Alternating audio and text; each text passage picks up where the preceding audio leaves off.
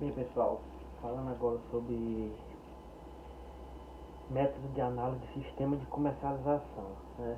Nessas três próximas aulas, o nosso foco vai ser analisar, certo, o sistema de comercialização e armazenamento, certo? Então, nosso foco vai ser esse conteúdo, né? Então, em termos de análise funcional, certo? O sistema de comercialização ele é útil para o quê? Para avaliar os custos de comercialização intermediários, comparar os custos dentro de uma mesma categoria, certo? E entender os sistemas de diferentes custos de comercialização entre produtos, certo? As primeiras funções que você tem que analisar na parte de comercialização é primeiro que é uma função de troca, certo? Ou seja, o indivíduo, o produtor, ele pode comprar, vender e formar preço, certo? Então, ele vai ter poder de compra, poder de venda e de formação de preço. Tanto pode ser produtor, como pode ser atacado e varejo, certo? Em termos de funções físicas, nós temos a parte de transporte, armazenamento, agroindustrialização, processamento, beneficiamento e embalagem, certo? E as auxiliares seriam o quê? Padronização, classificação, financiamento de comercialização, risco de mercado e pesquisa de mercado, certo? Em termos de análise econômica de transporte, certo? Faz necessário a gente ver, em termos de aspectos gerais, como é a estrutura de transporte no Brasil, certo? De uma forma geral, ela é classificada como ineficiência, certo? E inadequada para termos de estrutura logística. Aí eu tenho uma tabela, certo? Que essa tabela tem uma evolução que vai de 1978 até o ano 2000, certo? Vocês podem até perguntar, professor, e nesses últimos 20 anos, certo? Nesses últimos 20 anos, pouco tem mudado em termos de algumas estruturas modais, certo? Eu tenho primeiro o modal rodoviário, certo? Que é o modal mais presente em termos de composição relativa, certo? Por quê? Porque ele vai ser onde maior acesso, certo? De todos eles o mais barato, né? Principalmente para o quê? Para a comercialização dos produtos de consumo interno, certo? E de deslocamento para pontos estratégicos para exportação, certo? Temos o ferroviário também, certo? O aquaviário, o duoviário e o aéreo, certo?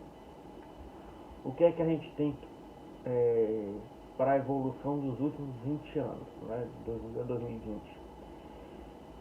Você vai ter uma presença ainda muito forte do modal rodoviário, que já é o esperado, certo? O modal ferroviário pouco mudou o cenário, certo? Pouco se investiu, ou quase nada se investiu nesse modal nos últimos 20 anos, certo? Nós temos o aquaviário, né? O dutoviário e o aéreo, certo? O que é que teve de expansão desses últimos? Eu vou ter o modal marítimo, certo? E aí eu tenho a construção do Porto do Pecém, por exemplo, tem o Porto de Suape, Pernambuco, certo? E a ampliação de alguns portos na região sul-sudeste, certo? Principalmente depois que nos últimos 10 anos tem aumentado consideravelmente as pautas de exportações do Brasil, certo? Então você tem uma expansão nesse setor, certo? No setor aéreo, certo? Você tem algumas expansões em termos de aeroporto, mas coisa muito tímida, certo? Mais para voltado para turismo do que para comercialização, certo? E teve uma ampliação da capacidade dos aeroportos, principalmente por causa da Copa do Mundo, né, de 2014. Certo? Aí naquelas capitais chaves, que aí eu tenho Manaus, eu tenho Fortaleza, Natal, Recife, né, Salvador, né, Brasília, Cuiabá, Minas, Rio, São Paulo, Curitiba e Porto Alegre. Você teve uma ampliação da infraestrutura dos aeroportos. Mas nada, pessoal, para voltar a nossa realidade, né, a parte de transporte e comercialização, pouco se mudou desses anos 2000. Certo? Você teve uma ampliação, né, do setor rodoviário, mas muito mais por melhorias das estradas já existentes. Certo? Você não teve uma criação de uma estrada nova, certo? Que tenha chamado a atenção, né? Enfim, o cenário pouco muda nesses 20 anos, certo? Para a parte de comercialização. O modal rodoviário. O modal rodoviário ele vai ser preferido, certo? Primeiro pelo acesso, certo? Tem alguns comentários aí, alguns estudos de análise, mas ele é o modal que tem maior acesso, certo? Maior acesso, por quê? Porque ele é o único modal que vai até a porta do produtor, certo? Então, ele tem essa característica, certo? De ter essa estrutura voltada para o quê? Para o melhor acesso, certo? Tem coisas ruins nele? Tem várias, certo? Principalmente em termos de estrutura desse modal, certo? Esse modal, certo? Você tem poucas rodovias duplicadas, certo? Você tem poucas rodovias com estrutura adequada, sem problema de buraco, sem problema de informações, certo? Muitos desse modal rodoviário da região sul e sudeste são privados, né? Então o motorista, o caminhoneiro, né, ou a empresa de frete, ela paga pelos pedágios, então se encarece mais o custo de transporte, certo? Fora que você imagina, por exemplo, aquela região centro-oeste, né? A região centro-oeste que eu tenho a pecuária, que eu tenho a agricultura, que eu tenho a soja, que eu tenho o milho, certo? Toda ela voltada para o agronegócio internacional. Então, os produtores têm que se deslocar para onde? Para o porto de Espírito Santo, de Vitória, tem que se deslocar para o Porto de Santos, certo? Então, só aí você tem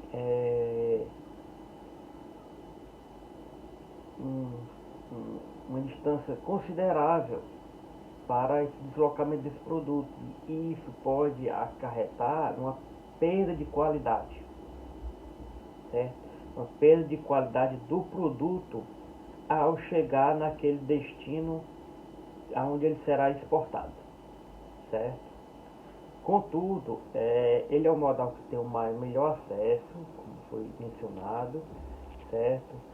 É tanto que na nossa aula introdutória a gente vê como características, né, do agronegócio brasileiro, em torno de 50% da frota de caminhões no Brasil estão diretamente relacionadas ao agronegócio. Então, isso aí por si só já explica a importância desse modal, certo? E aí chama atenção também a questão da distribuição, que ela pode ser considerada regular, né, com grande concentração na região sudeste, sul e nordeste, certo? E como foi já mencionado, ela permite a entrega na porta, tem a maior rapidez na entrega e possui maior flexibilidade de rotas. Como assim? Flexibilidade de rotas, você imagina, se eu estou na Seara da Ibiapaba e eu quero expandir minha produção, por exemplo, tomate, maracujá, entre outros produtos que são mais comercializados na Serra da Ibiapaba. Dali da Serra você pode pegar a 222 para Fortaleza e para outros estados. Você pode pegar a 222 já seguindo para Teresina, certo? O Maranhão. Você pode pegar aquelas CS para o interior do estado, certo? Ou seja, você tem uma flexibilidade de rotas de distribuição, certo? É coisa que para o Brasil é diferente, né, de você ter o marítimo, o ferroviário. Ele fica maior, ele tem a maior flexibilidade, né? É o modal ferroviário. O modal ferroviário, a grande ideia desse modal é que ele surge no Brasil no período do café, né? No período do apogeu do café, no século XIX, certo? Muito concentrado na região sul e sudeste, certo? E nós vamos ver a seguir um mapa que você nota que ainda dá uma predominância desse modal nessas regiões, aliás, né? Tava algumas pautas de privatizar, certo? Algumas ferrovias, né? Foram privatizadas, certo? Ele é um modal muito caro, certo? Principalmente da sua manutenção. Você ampliar um modal ferroviário e ter a manutenção dele é bastante onerosa, certo?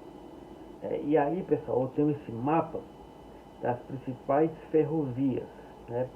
Você pode notar que quando eu passo na região nordeste, há uma forte concentração na região litorânea, certo? Ou seja, o modal ferroviário está presente ali na região litorânea e muito concentrado na região sul e sudeste, certo? E isso, como eu mencionei anteriormente, é grande decorrência do apogeu do café, certo? Você tem, por exemplo, na região norte, uma presença mais ali voltado na Serra de Carajás, certo? Você tem esses pontos traçados, certo? De ferrovias para a região centro-oeste, mas pouco se desenvolveu, certo? Essa região. Ou seja, é um modal que tem como característica de ser concentrado na região sul e sudeste. No nordeste ele passa pelo litoral, a predominância dele está no litoral, certo? E eu tenho na região de Carajás, no Pará, certo? Ele é um modal de difícil expansão, somente por causa do seu custo. Então, entre a opção de você construir estrada e construir um modal ferroviário, há uma preferência do modal rodoviário, por ser mais barato, por ter um acesso maior e pela frota de caminhões existente no Brasil, certo? Que há a possibilidade de um maior deslocamento de produtos e nas suas quantidades também, certo? Então, por mais que há essa concentração, ela é responsável por 21% das cargas do Brasil, principalmente sul e sudeste, certo? Contudo, a Companhia do Vale do Rio Doce, ele detém quase pouco mais da metade desse total, certo? Eu tenho um modal hidroviário, certo? O hidroviário, né? Então, eu vou ter o que? Ter cerca de 14% da movimentação de carga que está no Brasil, certo?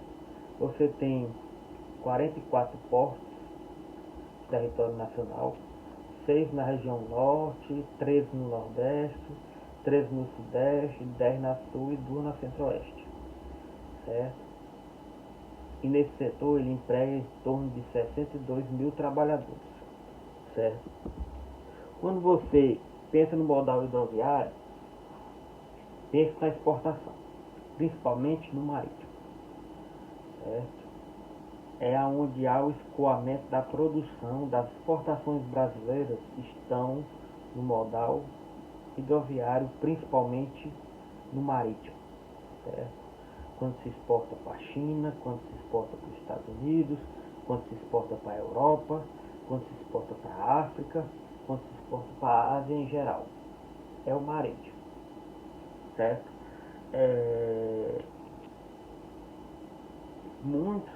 Muitas das produções, né, que nós temos aqui na nossa região, o Porto Pecém, ele tem uma localização estratégica, certo?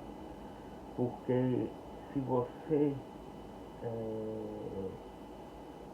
exporta do Porto Pecém comparado ao Porto de Santos, você ganha pelo menos um dia de diferença, entendeu? Afora que facilita a flexibilidade para a Europa, para a África, certo? Então, quando se trata de exportações, principalmente do agronegócio, modal hidroviário, principalmente o marítimo, ok? E o modal aéreo? O modal aéreo, ele é pouco utilizado em decorrência aqui, porque é o mais caro, certo? Contudo, ele é o mais rápido, mas o custo dele é muito, mas muito elevado. Vocês imaginam um avião, certo? Um avião cargueiro.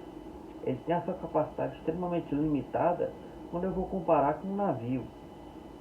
Um navio pode levar 200 contêineres tranquilo, entendeu? E é um custo bem mais em conta, bem mais acessível do que se fosse um avião cargueiro, certo?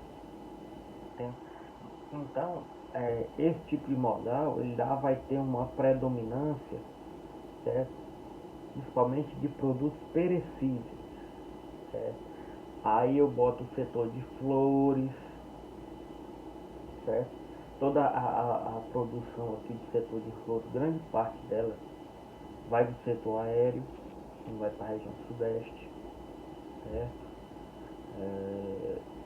Enfim, certo?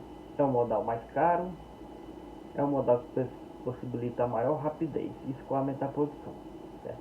Contudo, uma capacidade bastante limitada comparada ao modal hidroviário, o modal rodoviário e até mesmo ferroviário, ok? Então, como conclusão desses modais, nós podemos ter o que? Problemas de movimentação de safra tendem a crescer ano após ano, né?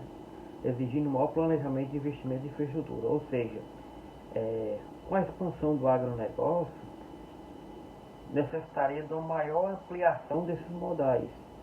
E pouco tem se mudado esse cenário, né? O que acarreta o quê? Nos altos custos de comercialização e pela predominância de uma agricultura de subsistência, certo? E aí constata o quê? Uma acentuada deficiência de veículos refrigerados para o transporte de produtos perecíveis, ok? Então, pessoal, na próxima aula a gente vai trabalhar com essa questão do aspecto econômico de comércio de duas regiões, né? vai ter essa parte do custo de produção e da diferença de preço. Principalmente quando a gente for analisado aqui na próxima aula, a análise econômica de armazenamento. Ok?